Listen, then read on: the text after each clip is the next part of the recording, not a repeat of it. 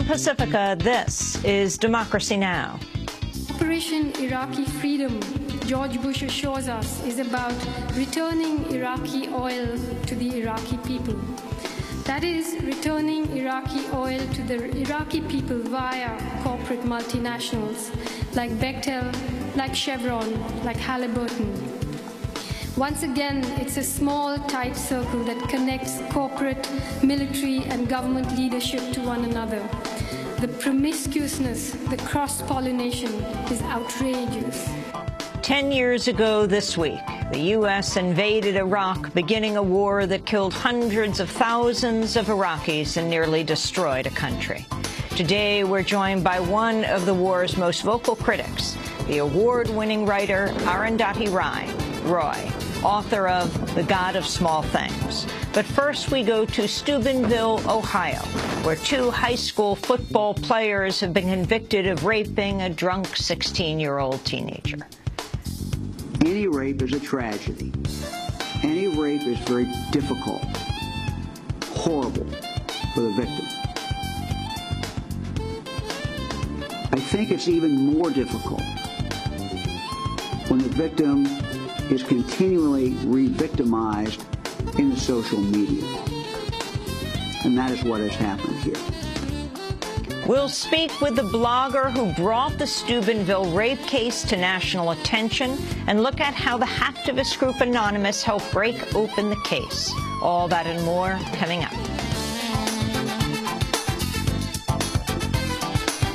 Welcome to Democracy Now!, democracynow.org, The War and Peace Report. I'm Amy Goodman. Hundreds of residents of the Afghan province of Wardak rallied in Kabul over the weekend to protest the continued presence of U.S. forces. Afghan President Hamid Karzai has banned U.S. Special Forces from Wardak amidst allegations of the disappearances of 9 Afghan civilians. The U.S. military appears to have ignored the ban, prompting a march by Wardak residents on the Afghan parliament. We have gathered here to protest against the special forces in Wardak. They enter people's houses and torture innocent people. They have also detained 10 people, and it is not clear what has happened to them. The Obama administration's altered the U.S. missile defense program to focus more on North Korea. On Friday, the Pentagon announced it would abandon plans to complete a missile shield in Europe and instead install more North Korea-aimed interceptors. Defense Secretary Chuck Hagel unveiled the plans in Washington. Today, I'm announcing a series of steps the United States will take to stay ahead of the challenge posed by Iran and North Korea's development of longer-range ballistic missile capabilities. The United States has missile defense systems in place to protect us from limited ICBM attacks, but North Korea in particular has recently made advances in its capabilities and is engaged in a series of irresponsible and reckless provocations. The move reverses a decision to stop the expansion of a missile field at Alaska's Fort Greely, adding 14 new interceptors. It'll also see the deployment of a second missile defense radar in Japan. The plans for a U.S. missile system in Europe have long stoked tensions with Russia. Despite dropping plans for staging missile interceptors in Eastern Europe, the U.S. still plans to complete a land-based missile shield program in Central Europe. A European Union bailout plan sparking wide financial panic in Cyprus. The EU is demanding Cyprus impose an across-the-board one-time tax on all Cypriot bank deposits as a condition for $13 billion in rescue money. The plan led to massive bank withdrawals over the weekend as Cypriots rushed to protect their savings. Government ministers now say they're crafting an alternative plan before a vote on the bailout terms. 2 high school football players in Steubenville, Ohio, have been found guilty of raping a 16-year-old girl at a party last August. On Sunday, the teenagers Trent Mays and Malik Richmond were convicted of sexually assaulting the victim, who witnesses testified was too drunk to move or speak.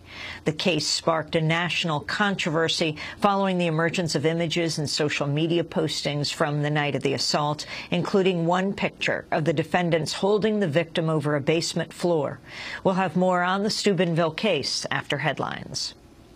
A State Department review that could help clear the way for the Keystone XL oil pipeline was based in part on research conducted by two firms with ties to big oil companies and even a potential financial interest in the project's approval. According to Inside Climate News, the section of the report concluding the Keystone XL's completion would not impact the rate of development in Canada's oil sands was based on analysis by the companies NSYS Energy and ICF International. NSYS client lists includes ExxonMobil and Koch Industries, both of which have financial ties to the extraction of tar sands oil. The company's research challenges environmentalists' argument that building the Keystone XL would lead to additional extraction of tar sands oil and the release of dangerous levels of carbon into the atmosphere. The State Department review marked a major boost to the pipeline's chances as President Obama nears a decision in the coming weeks. On Friday, White House Deputy Press Secretary Josh Earnest rejected fears the Keystone XL would have a devastating impact on the environment. Speaking on Air Force One, Earnest said, quote, "Thousands of miles of pipelines have been built since President Obama took office inside the U.S., and it hasn't had a measurable impact on climate change," he said. The Obama administration is reportedly planning on delaying the first-ever limits on greenhouse gas emissions from new power plants. The Environmental Protection Agency unveiled a plan last year that would force new power plants to keep emissions under 1,000 pounds of carbon dioxide for every megawatt-hour of electricity. But the Washington Post reports the White House may seek to rewrite the rule, significantly delaying its implementation and potentially watering it down by allowing laxer standards for coal-fired plants. Environmentalists had already criticized the plan for exempting existing plants and allowing a number of loopholes. A federal appeals court has ruled the CIA cannot ignore information requests on its targeted killing program based on state secrecy. On Friday, the D.C. Circuit Appeals Court reversed a lower court ruling dismissing an effort by the American Civil Liberties Union to obtain information on the killings through the Freedom of Information Act. The ruling means the CIA must disclose parts of its records on drone strikes at least to a judge. In a statement, the ACLU said, quote, "This ruling requires the government to retire the absurd claim that the CIA's interest in the targeted killing program is a secret. It'll make it more difficult for the government to deflect questions about the program's scope and legal basis." A federal judge has ruled the FBI's use of national security letters is unconstitutional. The decision by Judge Susan Ilston of Federal District Court in San Francisco comes in the case of an unnamed telecom firm ordered by the government to provide subscriber information. Through the national security letters, the FBI can order businesses to provide information on their customers without any judicial review and without the customer's knowledge. In a ruling, Judge Ilston wrote that the letters create, quote, "too large a danger that speech is being unnecessarily restricted," she wrote. The ruling has been put on hold pending a Justice Department appeal. State lawmakers in Maryland have given final approval to a ban on the death penalty. The measure would replace death sentences with life terms without the chance of parole. Democratic Governor Martin O'Malley is expected to sign it into law next month, making Maryland the 18th state to ban executions. In a statement, Ben Jealous of the NAACP, which helped lead a grassroots effort for the bill's passage, said, quote, "Today we accomplished a milestone that we've worked toward for more than a century. Tomorrow we'll wake up in a state where we will never again have to worry if someone is put to death because of their color, class, or in spite of their innocence," he said. The officers behind the shooting death of 16-year-old Brooklyn teenager Kimani Gray have previously been sued for violations of civil rights. The officers, who were not in uniform, shot Gray after following him on a street. They claim Gray had a gun, but one witness has said he was unarmed, and another has said he may not have known he was being approached by police. The New York Daily News reports New York City has paid over $215,000 to settle 5 lawsuits in total against the officers. Sergeant Murad and Officer Jovanio Cordova. The allegations range from illegal stop and frisks to one client who said he was punched in the face and needed stitches. A lawyer who filed 4 of the cases said Murad and Cordova attempted to, quote, "cover up their misconduct by falsifying and fabricating evidence." Kimani Gray's shooting death has sparked several consecutive nights of protests in Brooklyn.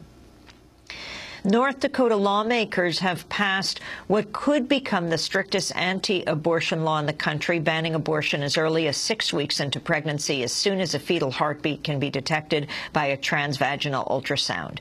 The bill would ban abortion in the earliest stages of pregnancy at a time when many women have not even realized they're pregnant. The vote in North Dakota comes roughly a week after Arkansas banned abortion at 12 weeks of pregnancy, in addition to the 6-week ban. North Dakota lawmakers passed a measure that would make it the first state to ban abortion sought because the fetus has a genetic abnormality. Both bills would need the signature of Republican Governor Jack Dalrymple to become law. Executives with the banking giant J.P. Morgan Chase appeared before a Senate panel Friday to answer questions around the so-called London whale trades that cost the bank more than $6 billion and derailed financial markets worldwide. A Senate probe last week accused J.P. Morgan Chase of misleading the public, manipulating documents, and ignoring warnings from within its own ranks as the losses piled up. Michigan Senator Carl Levin and Arizona Senator John McCain said J.P. Morgan had acted recklessly. We took a closer look, and it isn't pretty. A massive derivatives portfolio riddled with risk, a runaway train of derivatives trading, and a runaway train of derivatives trading blowing through risk limits, hidden losses, bank executives downplaying the bad bets, regulators who failed to act. It is unsettling that a group of traders made reckless decisions with federally insured money, and that all of this was done with the full awareness of top officials at J.P. Morgan. This bank appears to have entertained, indeed embraced, the idea that it was, quote, too big to fail. J.P. Morgan CEO Jamie Dimon was not among the executives to testify before the committee. Former Chief Investment Officer Ina Drew, who was tasked with overseeing the bank's trades, blamed subordinates for providing misleading information. Ultimately, my oversight of the synthetic credit book was undermined by two critical facts that I have come to learn only recently based on the company's public statements. First, the company's new VAR model was flawed and significantly understated the real risks in the book that were reported to me. And second, some members of the London team failed to value positions properly and in good faith. They minimized reported and projected losses, and hid from me important information regarding the true risks of the book. Venezuela has wrapped up its 10-day mourning period for the late President Hugo Chavez. On Friday, hundreds of thousands of people lined the streets of Caracas as Chavez's remains were brought to the military museum where Chavez launched his political career more than 20 years ago. The Venezuelan government had vowed to embalm Chavez's body and put it on permanent display, but it may have to abandon those plans because the process began too late. And Saturday marked the 10-year anniversary of the killing of the U.S. peace activist Rachel Corrie. A 23-year-old college student, Corrie was crushed to death by an Israeli army bulldozer in Gaza March 16, 2003. She was standing in front of a Palestinian home to prevent its demolition.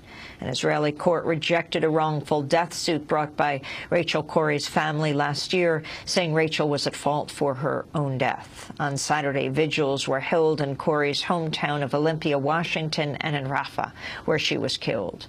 In a video statement, Rachel Corrie's mother, Cindy Corrie, urged supporters to pressure the Obama administration to drop its backing of the Israeli occupation of the West Bank and Gaza. Tell President Obama that he must insist that our funding not be used for home demolitions, for settlement building, and for oppression of a civilian population.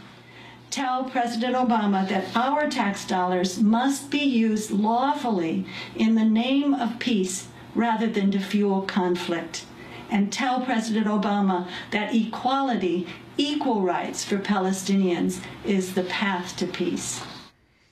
Cindy Corrie standing with her husband Craig Corrie, the parents of Rachel Corrie, who died 10 years ago on Saturday, March 16, 2003, in Gaza, protecting the home of a Palestinian family from demolition.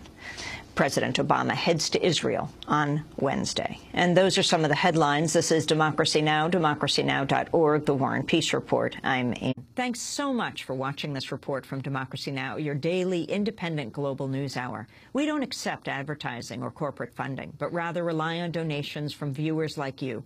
Please make your contribution by visiting democracynow.org. We need your support today to keep bringing you this hard-hitting, in-depth reporting.